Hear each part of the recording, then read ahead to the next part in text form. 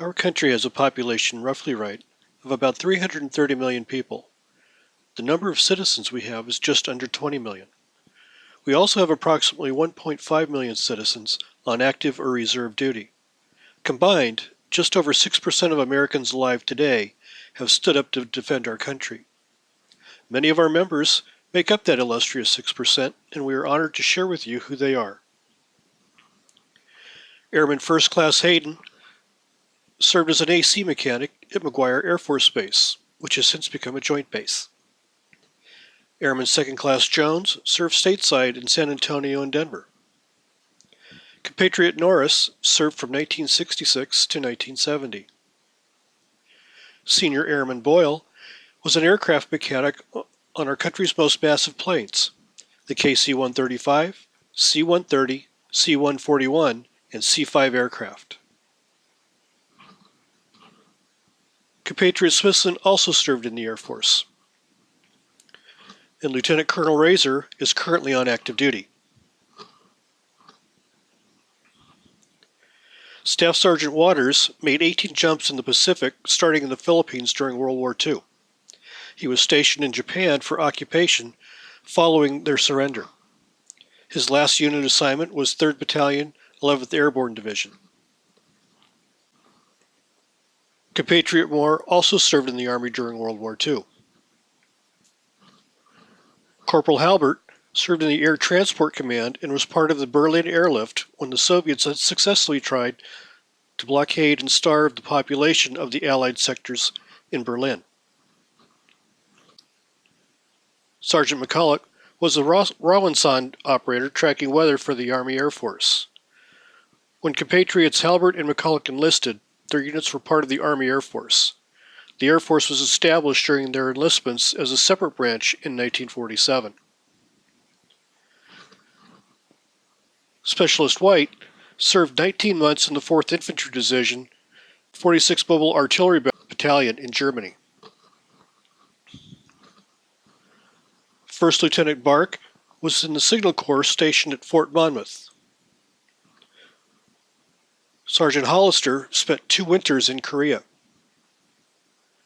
E4 Briggs served from 1963 to 1966.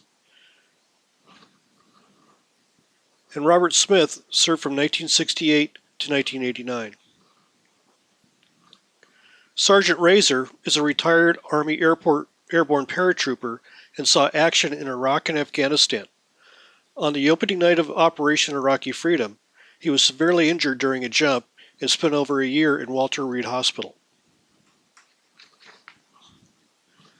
Captain Dame spent time in the Iraq and Afghanistan theaters of operations.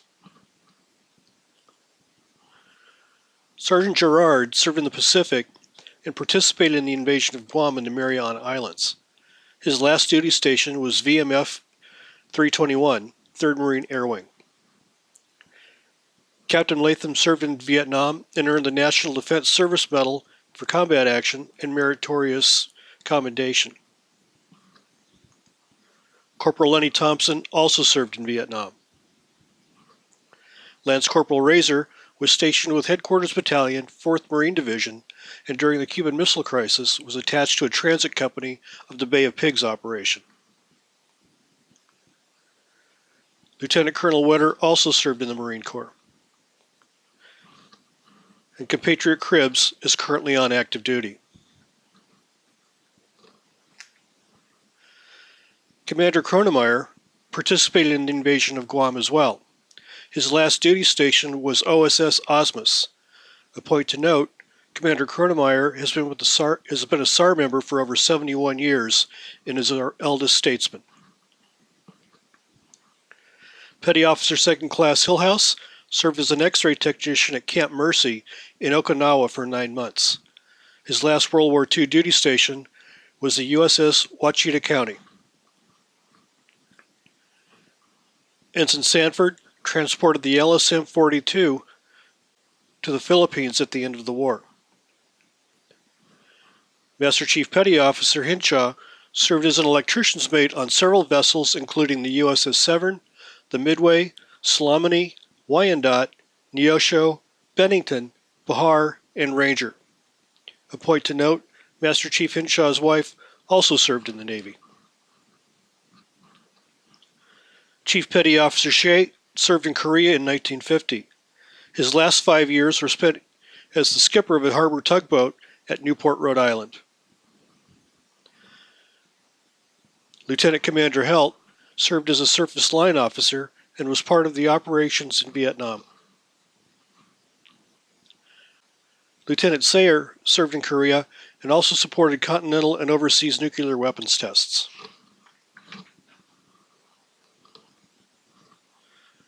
Command Master Chief Petty Officer Mattern served on 5 aircraft carriers, including tours in the Gulf of Tonkin, in Morocco, England, and the Antarctic. Commander Mudgett is a retired naval aviator who served in both Korean and Vietnam wars. He has also flown from 8 different carriers and most of the significant airfields of Vietnam. Commander Biles graduated the U.S. Naval Academy in 1956. Before achieving the rank of commander, he was Flag Lieutenant to command South Atlantic Forces, Executive Officer of the USS Lester, Captain of USS Nimble, and Commodore of several mine divisions and an advisor to other commands. Commander Biles retired with 20 years of service. Lieutenant Junior Grade Gawalt led Honor Guard detail in the Capitol Rotunda to stand watch over the unknown soldiers of World War II and Korea. Commander DeLong enlisted in 1957 as a corpsman and went on to become chaplain aboard several ships, including the USS Truxtun and USS Mount Whitney. He also served at Arlington National Cemetery and here at Camp Pendleton. Chief Petty Officer Hereford also served in the Oregon Army National Guard for 18 months before transitioning to the Navy. Lieutenant Commander Green was a submariner and specialized in strategic weapons.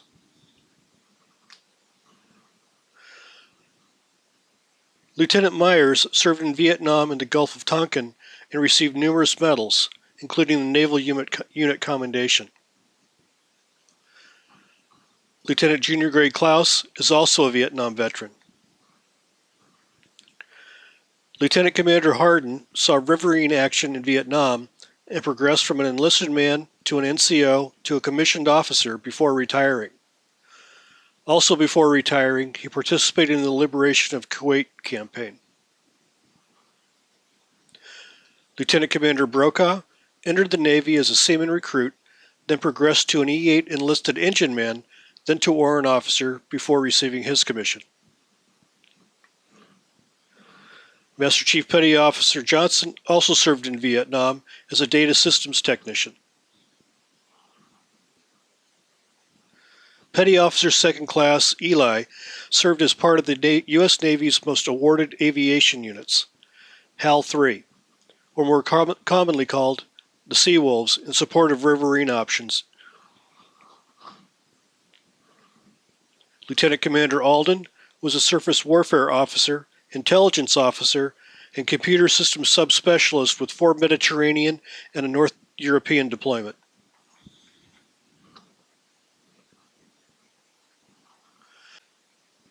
Petty Officer Second Class Keckert also served in Vietnam. Compatriot Keckert's wife also served. Lieutenant Schultes served aboard the William R. Rush until it was decommissioned, then was stationed on Guam. A point to note, Lieutenant Schultes' wife also served in the Navy. Lieutenant Commander Torrance served until retirement as a Judge Advocate General and handled a multitude of cases, both defensive and prosecutorial.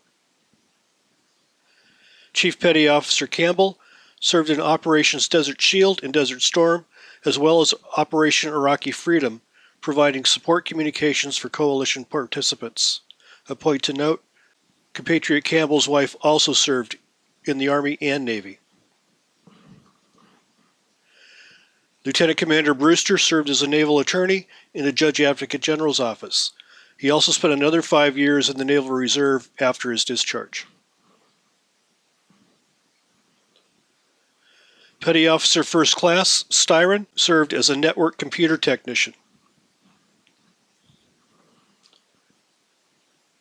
Captain Palmer also served in the Navy.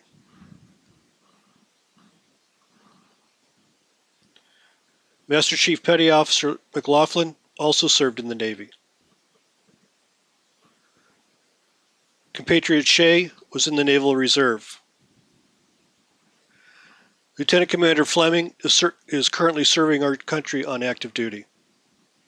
As you can see, many of our Navy compatriots served until retirement.